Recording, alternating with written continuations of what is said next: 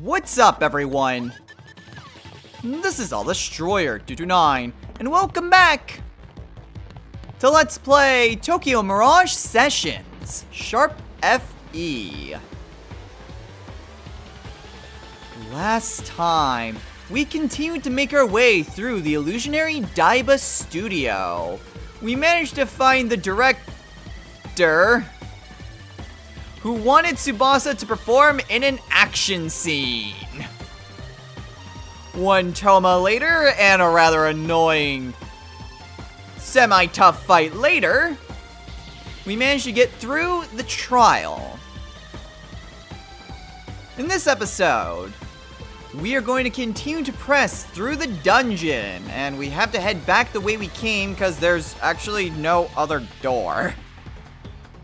But we do have some new contacts from Maiko, as well as a few main story stuff from, seems like it's just Tsubasa, though I think Toma might have had a message as well. So we'll look at our contacts and then we'll press ever onward. So, starting in the main story topic, Tsubasa. Toma's stunts were so cool! It was exciting just watching him. And it's the shocked puppy emoji. Alright, well that wasn't really too much information. What does Maiko have to say though? Looks like Toma's been doing great lately. I should take him out drinking as a reward. In about 5 years, of course. Lol. And it's the pink bunny holding the martini going, yeah! Oh, poor Toma.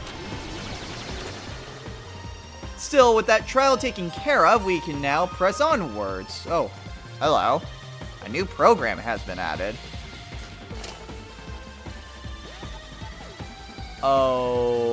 Okay. So we're still in the central room. That hasn't changed at all. But we've gone episode 1 to episode 9, Tears and Justice. Okay, so if we head to the bottom middle, we'll be taken back to where we were before. But our next destination is the top middle. Understood.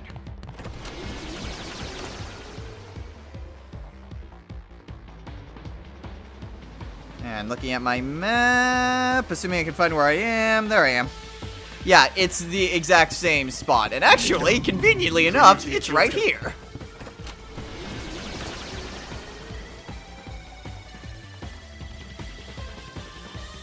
No, this was episode 1. Episode 9 was top middle. I'm dumb. Ah, crap. Okay, so episode 9 is top or bottom, second from the left. Okay, got it this time. Second from the left on the bottom. While we're going through this, I do want to go over another history lesson and maybe try to get into a few fights so I can get some more performa. So while we're going through this, I want to go over our last history lesson for the time being, since this is the only Mirage that we have not yet gone over, and that is Mamori's Mirage, Draug. Okay, another weapon for Kiria? Alright, well, we did encounter sort of a new enemy. We encountered Bloodwing Knights. So yay, previous bosses now being normal enemies. And we got Hide Run for Kiria. Now, as much as I like getting new weapons, Kiria's the one person that kind of doesn't need it. She's got plenty of weapons. No one else does. So anyway, like I mentioned, I do want to go and talk about Mamori's Mirage, Draug. Assuming I don't get interrupted by the results of this fight, too.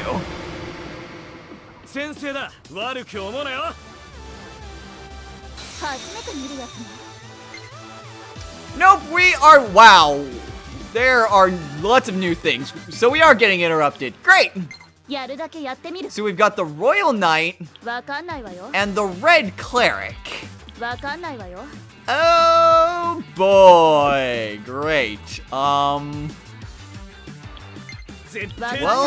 Knights tend to be weak against electricity. Let's go for that.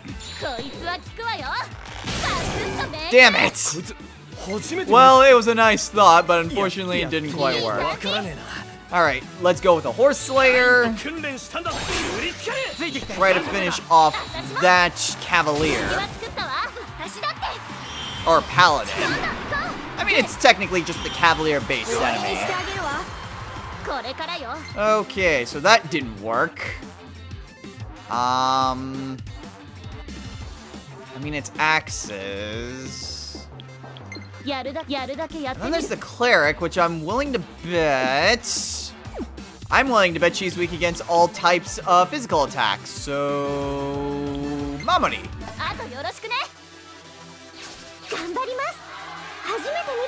Let's maybe try an Axe Strike on the Cleric. Yeah! My intuition was right! Okay, so Cleric down. And actually, wait. Is that thing weak to fire? Thing is weak to fire. That's different, but okay. Sure, we'll go with it. Alright. Oh, that crit might have done it. Yeah, that did it. Okay. So that was interesting. Interesting fight. 2 new enemies. Holy crap, that's a lot of things. Okay, so yeah, this is kind of the reason why we haven't been getting any cartages. Because I seriously need to get into more fights. Okay, pretty nice. Level up for Kiria. New skill from Kane, which is Javelin Rain. Ooh, medium attack on all enemies.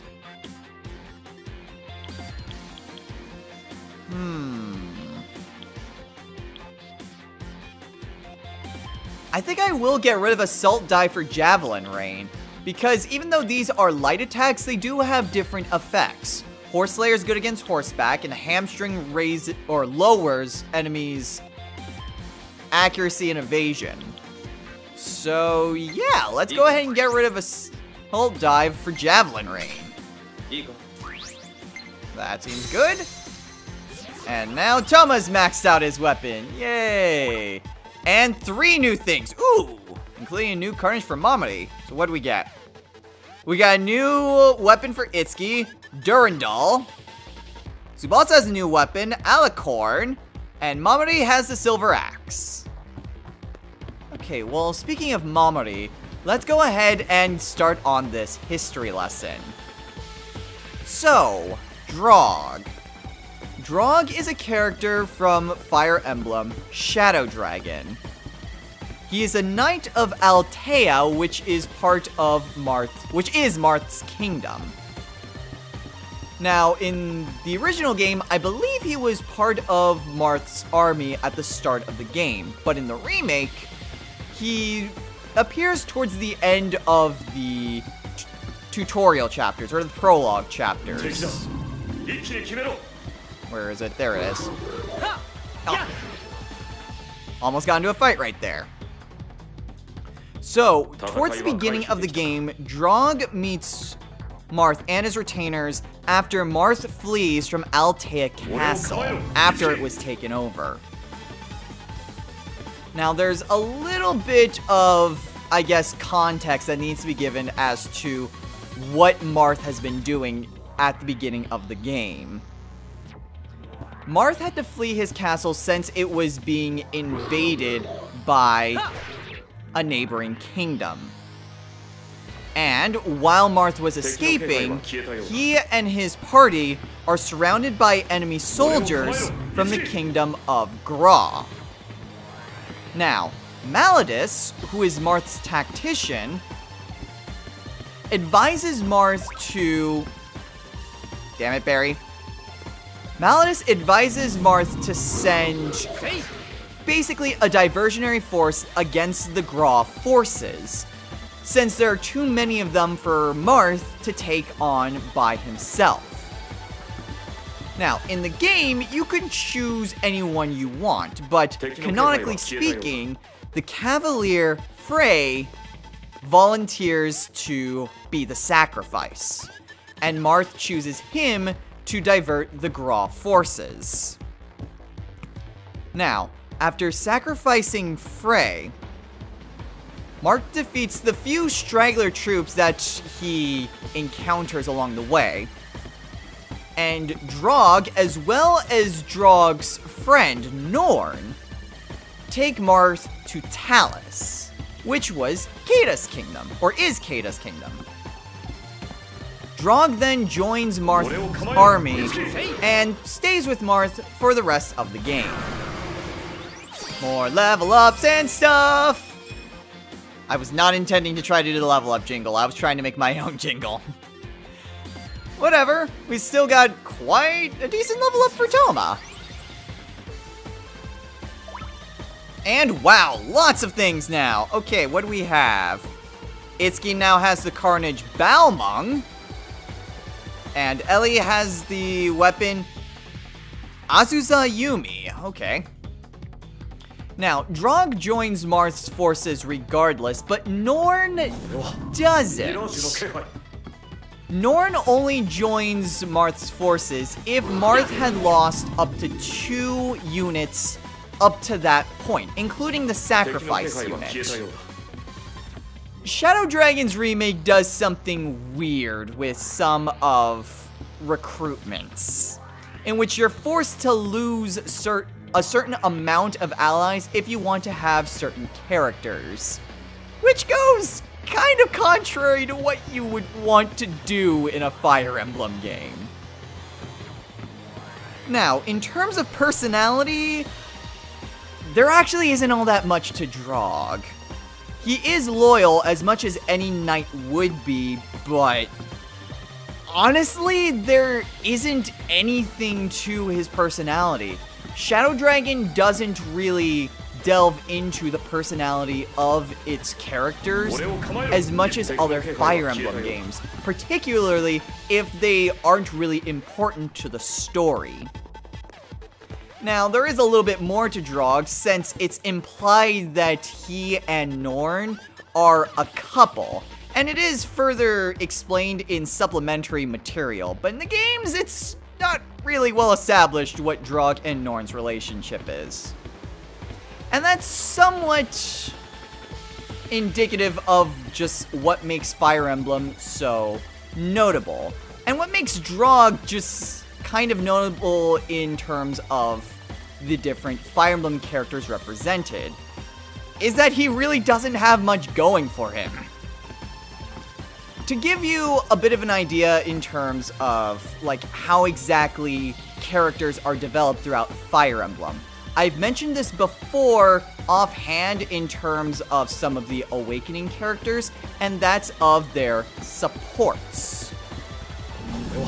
Now, what Fire Emblem does is that for character development, particularly that of non-essential characters, it has what's called supports.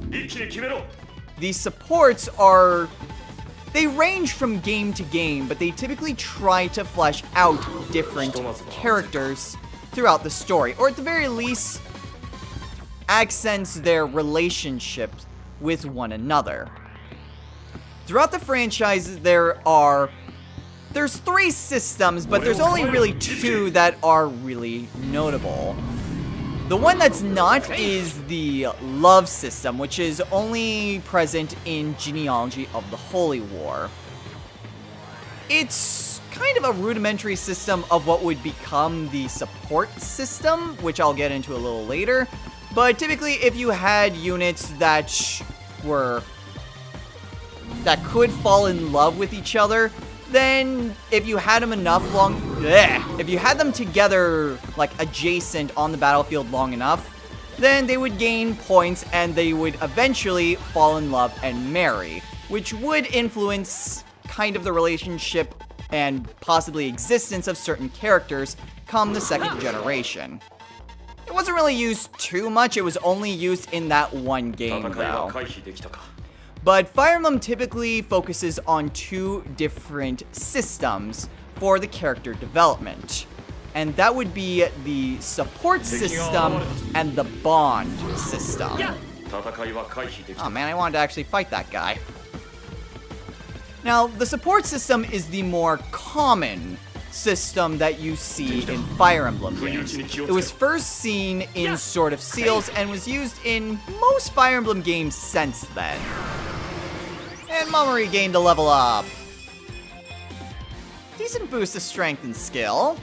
Not really defensive, which is somewhat unusual.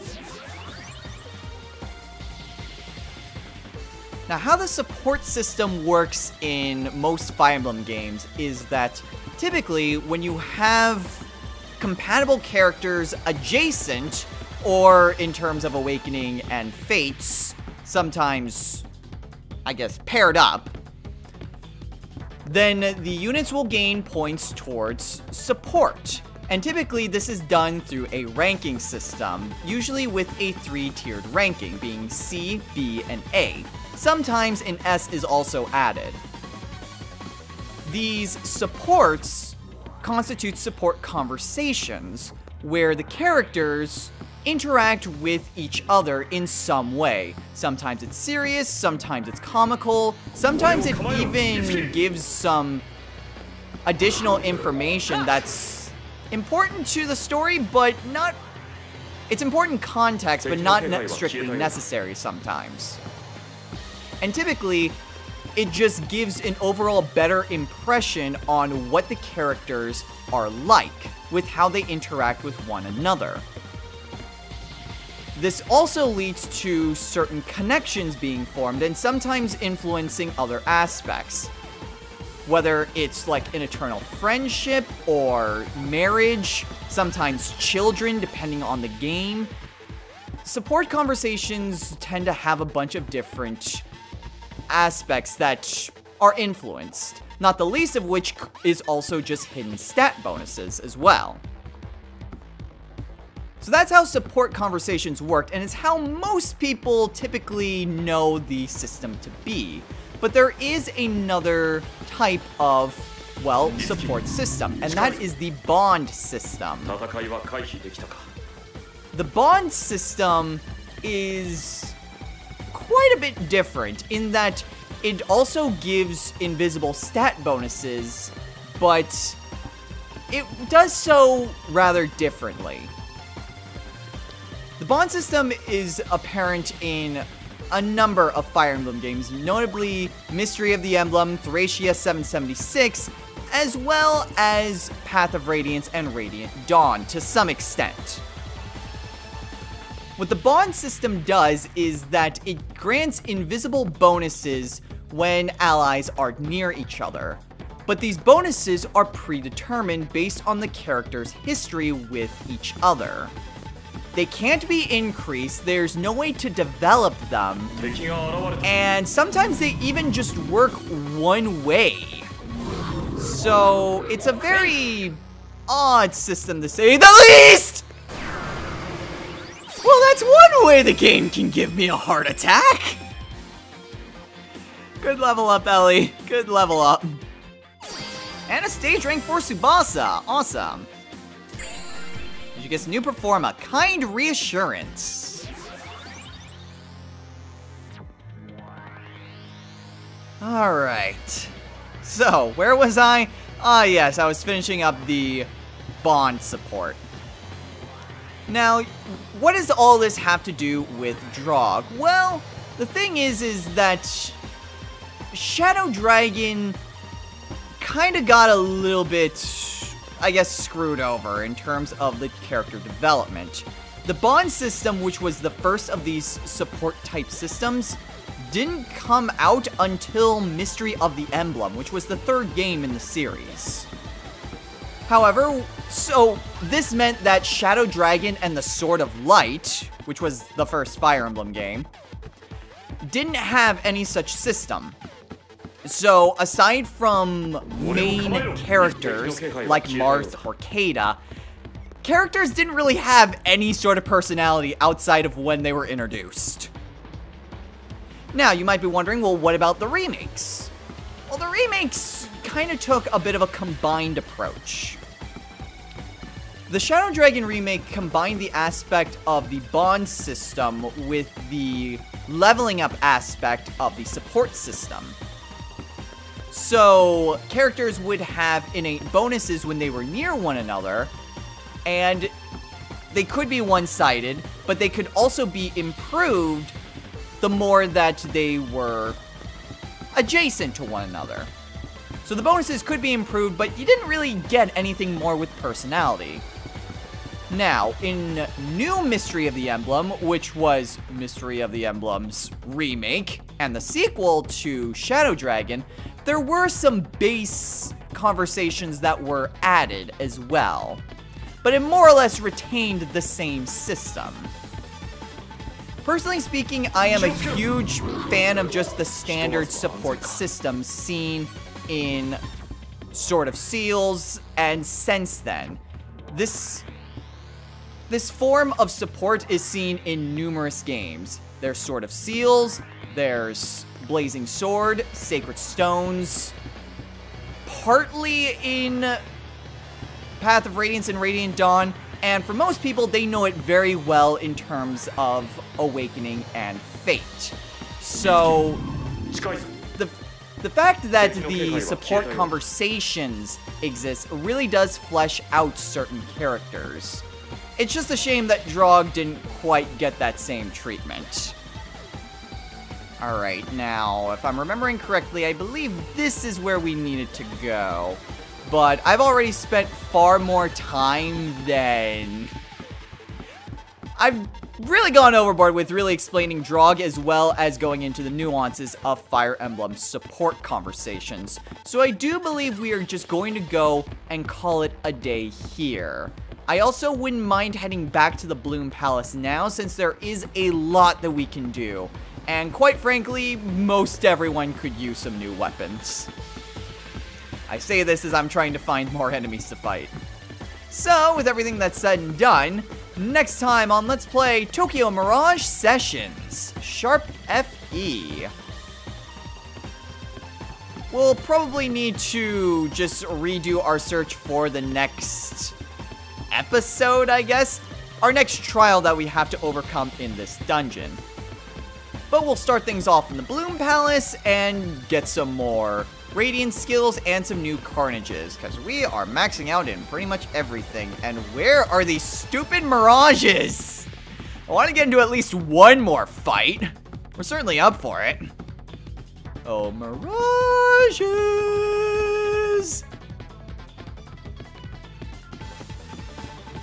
I don't think I'm gonna get my wish.